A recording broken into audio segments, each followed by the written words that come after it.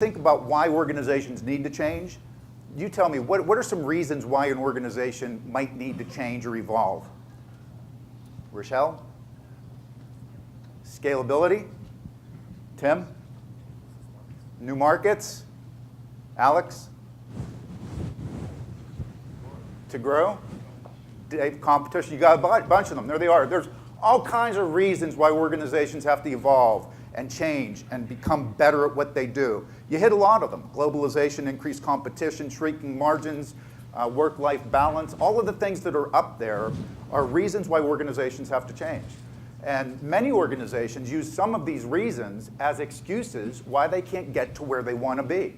You know, in other words, any reason can become an excuse if we just give up and do nothing about it. So the work we do is based upon 35 years of research and implementing a proven process for change that will help you get to where you want to be. You will become much more effective as a leader within this organization and help the organization get to where you need to be. But before we go there, I want to put your minds on change. You know, let me ask you this. How many of you, by show of hands in this room, love change? How many of you love change? Oh, come on, Carl left the room, didn't he? You don't have to put those hands up. Yeah, what we found about people that love change, the following is usually true. I understand the change. I believe it's needed. I'm bought in. It's the right thing to do. I'm engaged. I know how to make the link between what I do and where we need to go, and I can get my people engaged. That's how most people like that type of change. How many like this type of change? You better get out there and make it happen. You better roll that new system out. You better get them to change. How many like that type of change? Yeah. You like that type of change. But think about often what the job is of a leader or a manager or a supervisor. How often do we get that dictate, that mandate to get out there and make it happen? That's typically what we see. What's your name, sir? Jacob, put out your strongest hand up in the air. Jacob? So Jacob, why did you push back on me when I just pushed on you? You wanted to. It's human nature, gang. I'll tell you what, when you push something on somebody, it is human nature. They will push back if they don't understand, believe, buy in, and if they're not engaged, they will push back. And that's what you see. How many times have you had to roll a new process or system out and you get this pushback? It's human nature. How many of you like to be told you have to change? How many of you are married? It doesn't work so well. I can tell. So with that in mind, what I'd like to do is I want to provide you and put your minds on change. I want you to experience a personal change right now. So I'm going to provide all of you in this room a new numbering system. You can memorize this any way you want. You're all very sharp people, much smarter than I am, but I need you to embrace this new change because from this point forward, this is the new way we will memorize numbers. There's the current system that we're all used to. And by the way, this is an easy change, not a big deal. You guys should be able to embrace this and accept it pretty quickly and understand it. The new system looks like that. So you have 45 seconds to memorize this any way you can. So go ahead.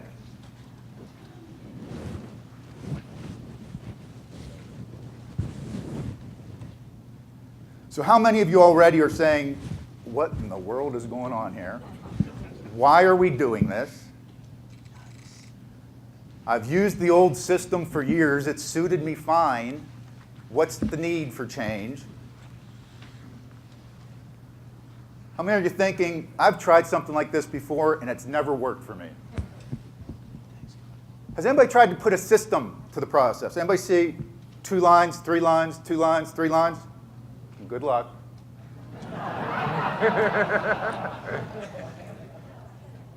How many have in their mind, as you're kind of on chaos right now?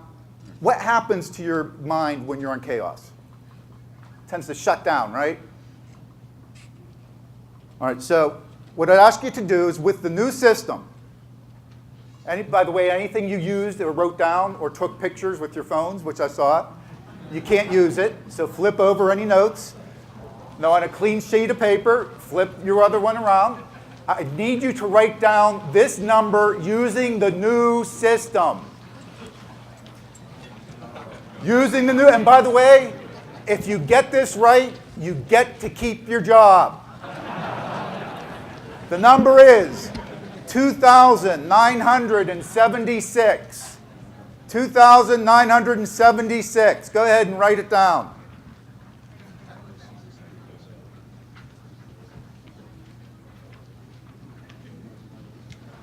Anybody think they got it?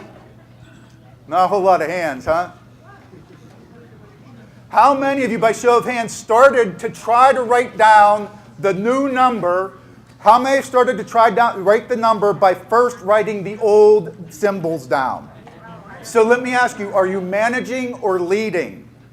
You manage what you know, you lead where you want to go. Do you see how tough it is to move on? We cling to what we know. Think about that as it relates to change. Now, would it be helpful, gang, if I could provide to you a system where you could memorize and internalize this new numbering system within 2 seconds, and it will be burnt into your minds that you will never forget it again? Would that be helpful? By the way, what also is needed to embrace change and to actually accept it? How about willingness? How about what's the reason? Why are we doing this? Well, here it is, gang, 2 seconds. 1001, 1002. Is there ever a time from this day forward that you will not know how to use the new system? Do you see when we put some process and a system around that change, your mind's almost release. And you say, I get it. It makes sense. I'm in. I can do this. That's what exemplary leaders will do for their people. They will paint such a crystal clear picture of the future, of where we can be, that people will dive in and suck it up and say, I want in. How can I help? You create a want to environment rather than a have to, a pull versus a push, a get to rather than you're forced to, a commitment versus compliance. Effective leaders paint such a crystal clear picture of the future, your people will suck it up and they'll want to be involved. That's the difference between getting people involved and providing a system, and also the 8 steps for leading change is a system to help you accomplish just that. So here's the 8 steps for leading change, categorized into 4 groupings. The first grouping is setting the stage, which really includes the first 2 steps of leading change. Establishing a sense of urgency and creating the guiding coalition. And by the way, this is in the workbook that's on your table. You don't have to take all detailed notes here. The second grouping is selecting the change. Well, what do we actually want to change? The fourth grouping is all about making it happen. Communicating for buy-in, empowering broad-based action, generating short-term wins, and never letting up.